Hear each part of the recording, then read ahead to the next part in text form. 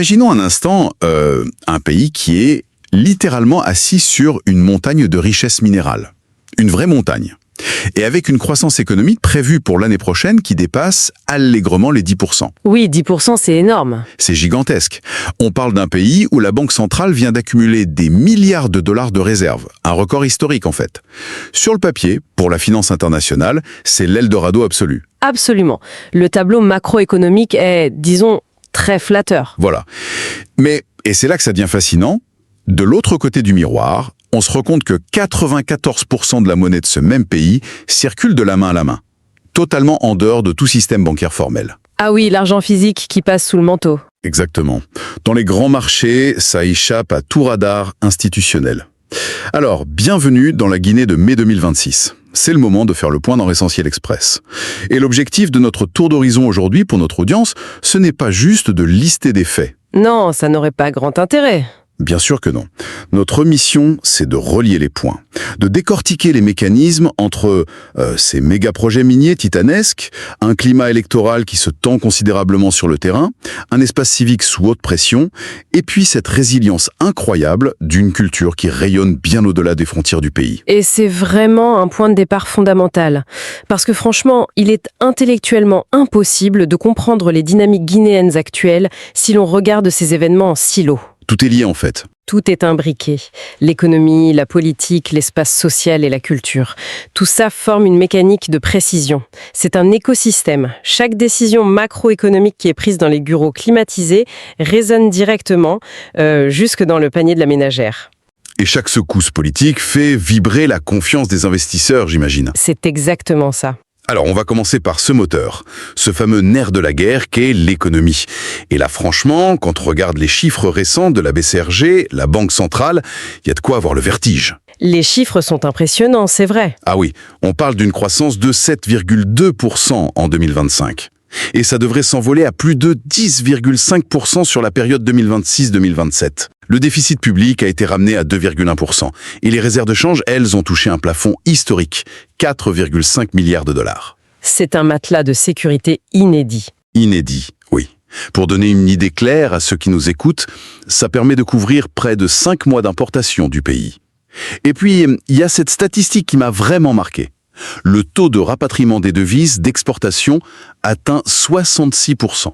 Oui, le fameux taux de rapatriement. Voilà, on sait que tout ça est porté par l'or, la bauxite et surtout la vision qu'ils appellent Simandou 2040. Récemment, on a vu l'inauguration de projets massifs comme les 5 ponts. L'impression visuelle, en fait, c'est celle d'un train à grande vitesse qui fonce et qui pose ses propres rails en même temps. L'image est forte, mais il faut vraiment regarder sous le capot de ce train pour comprendre pourquoi on observe une telle accélération en ce moment. D'accord, expliquez-nous. Prenons par exemple ce chiffre de 66% de rapatriement des devises, parce que c'est un mécanisme crucial qui échappe très souvent à l'analyse rapide. Historiquement, en Afrique de l'Ouest, comment ça se passait ?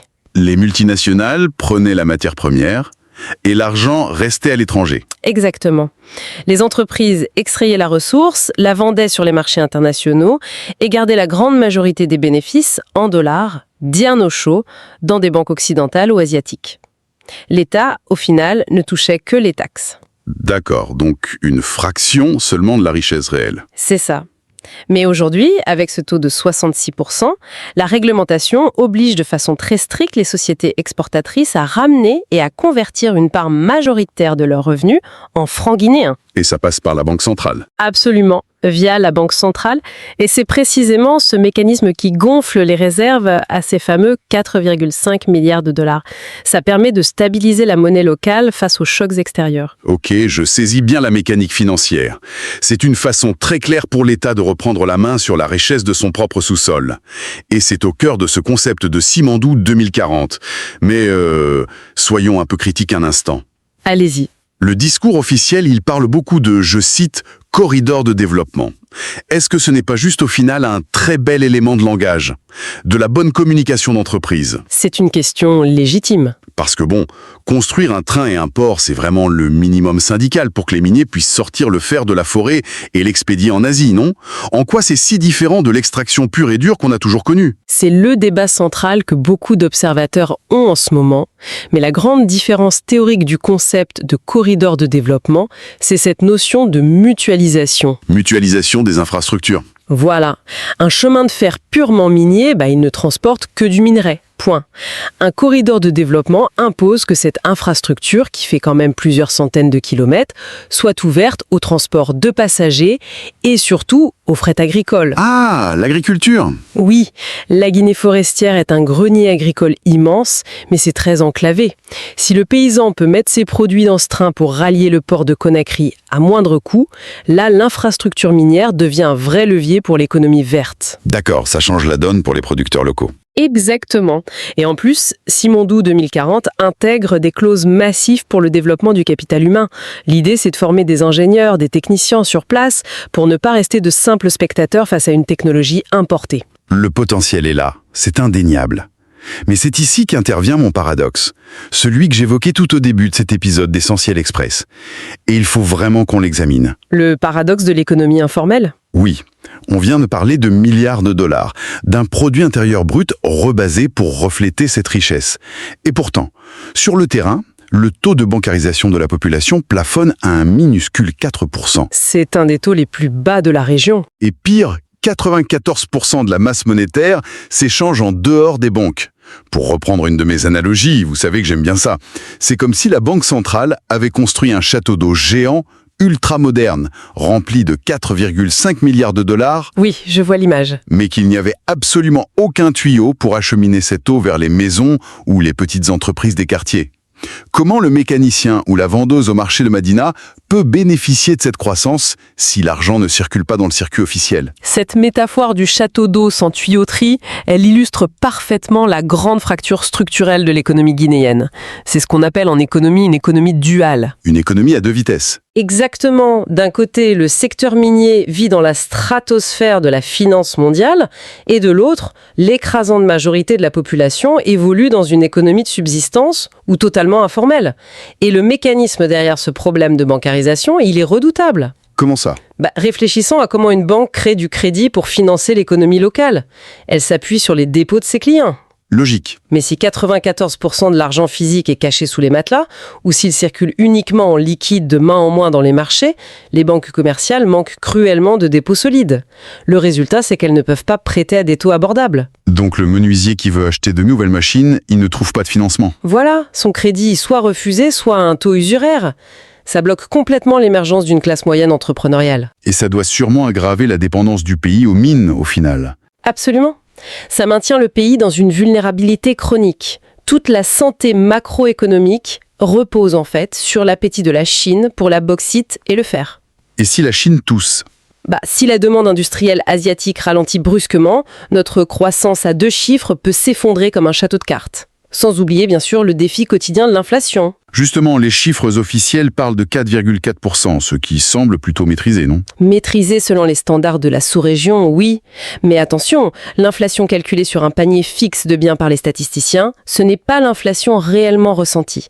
Sur le terrain, avec les coûts de transport et autres, la cherté de la vie reste une pression assez suffocante pour la base de la société. Et si l'économie est un moteur sous une telle pression, il faut une carrosserie institutionnelle capable de maintenir tout ça ensemble, sans exploser. C'est inévitable, l'économie a besoin de la politique. Ce qui nous amène logiquement à examiner notre deuxième grand pilier, l'échiquier politique et institutionnel. Parce qu'on pourrait naïvement penser que des bons chiffres macroéconomiques achèteraient une paix sociale totale. Or, c'est tout l'inverse qui se produit à l'approche des grandes échéances. Les périodes électorales sont toujours des zones de turbulence. Et là, la turbulence est forte.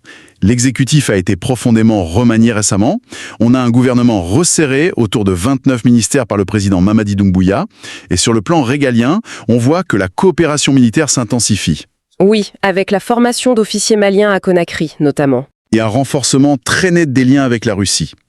Mais le véritable test de résistance pour les institutions, c'est ce calendrier électoral hyper dense. Les élections locales et législatives pour la fin mai 2026, la présidentielle en décembre, sans oublier la nouvelle constitution. C'est un agenda chargé. Le resserrement gouvernemental à 29 ministères, en fait, ça obéit à une logique très classique de centralisation du pouvoir. C'est une recherche d'efficacité décisionnelle qu'on observe souvent dans les périodes de transition. Pour aller plus vite dans les réformes. C'est l'idée. Et quant à la diplomatie militaire que vous mentionniez, elle s'inscrit dans un mouvement souverainiste beaucoup plus large, à l'échelle ouest-africaine. Se rapprocher du Mali, diversifier ses partenariats vers des pays comme la Russie, c'est envoyer un signal de rééquilibrage géopolitique clair. On choisit ses amis en fonction de ses propres intérêts. Exactement. Le pays affirme que ses intérêts stratégiques immédiats priment sur les anciennes alliances historiques. Mais là où l'équation se complique sérieusement, c'est sur la scène politique interne.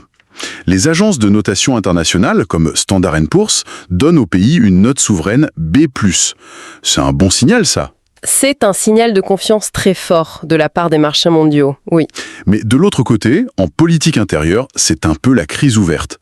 On a assisté au retrait fracassant du processus électoral du Front-Dej. C'est quand même la grande coalition de l'opposition. Un retrait qui fait beaucoup de bruit. Et leurs griffes sont lourds. Ils dénoncent une absence de transparence, des rejets massifs de candidatures qu'ils jugent injustifiés, et surtout un silence préoccupant des organes de régulation.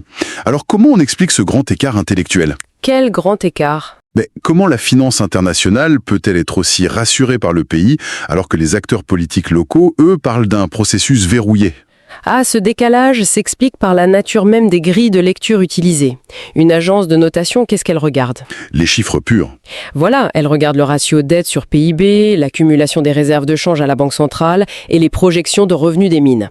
Le capital international est très pragmatique. Il cherche la rentabilité et une certaine prévisibilité de l'exécutif à court et moyen terme. L'argent n'a pas d'état d'âme. Exactement. En revanche, l'opposition politique, elle, évalue la gouvernance par le prisme de l'inclusion démocratique. Le gouvernement actuel s'inscrit dans une rhétorique de refondation de l'État. Il veut imposer de nouvelles règles, assainir le paysage politique et encadrer le renouvellement de la classe dirigeante. D'où la nouvelle constitution. C'est ça.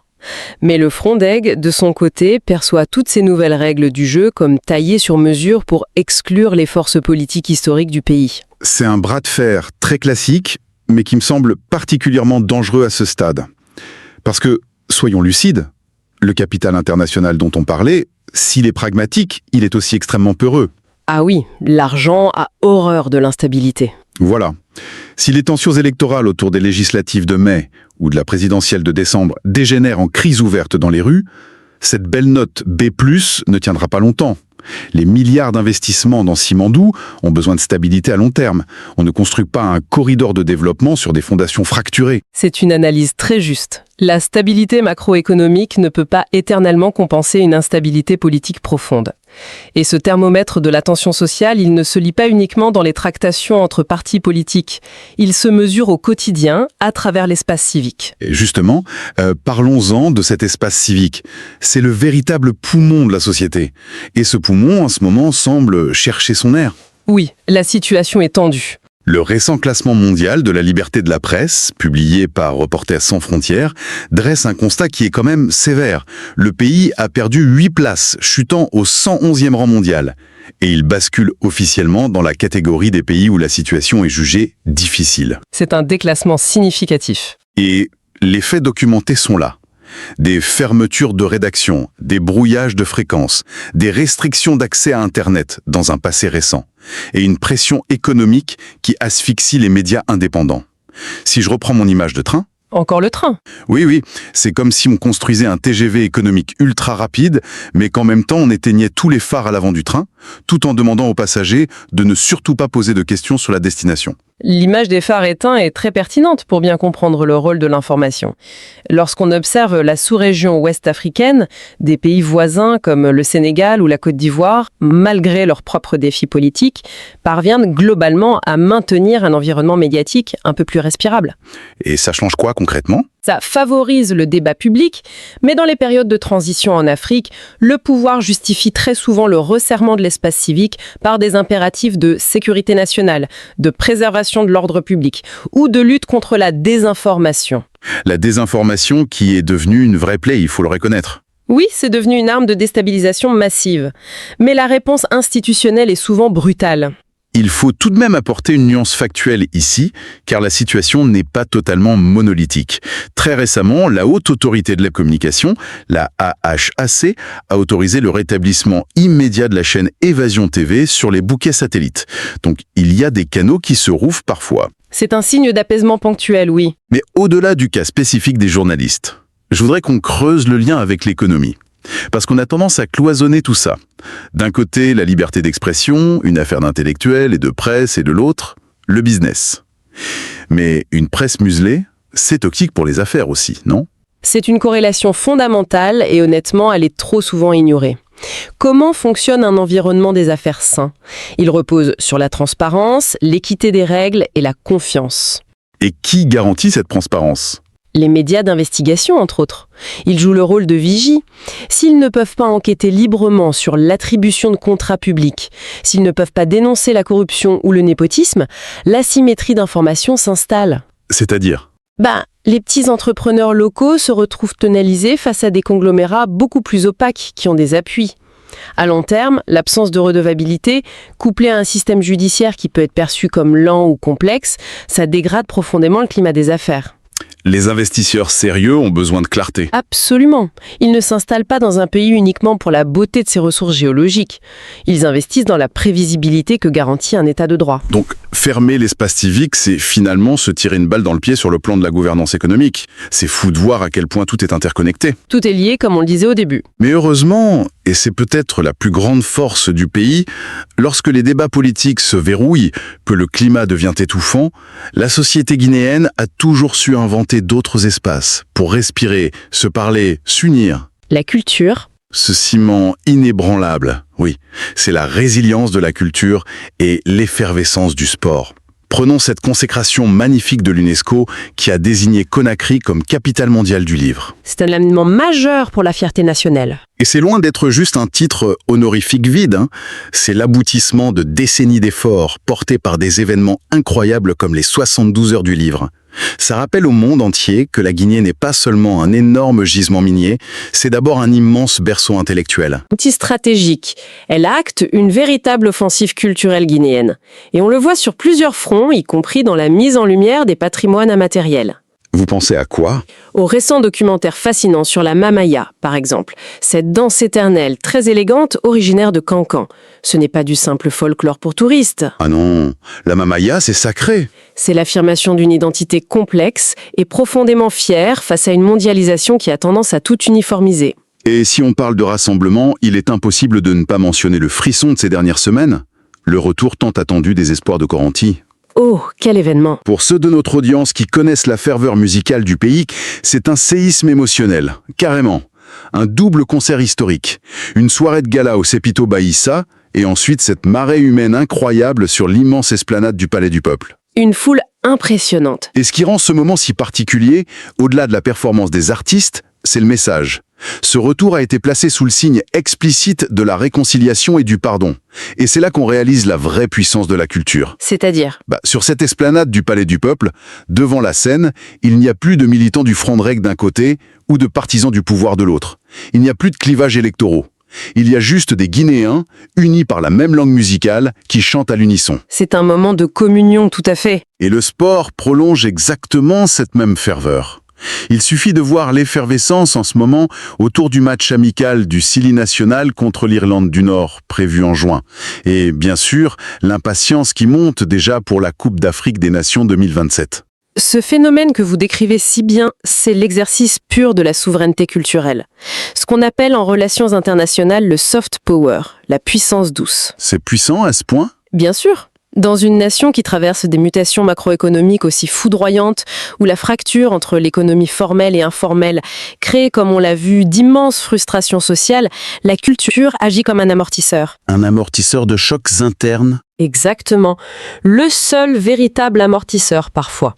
Lorsque des artistes issus des quartiers populaires chantent le pardon, leur voix porte souvent beaucoup plus loin et résonne beaucoup plus profondément dans la conscience collective que n'importe quel discours politique officiel. C'est très juste. La culture et le sport rappellent constamment à la nation le socle de ce qui l'unit, de manière viscérale, par-delà les luttes de pouvoir temporaires. Un amortisseur indispensable pour notre fameux train lancé à grande vitesse.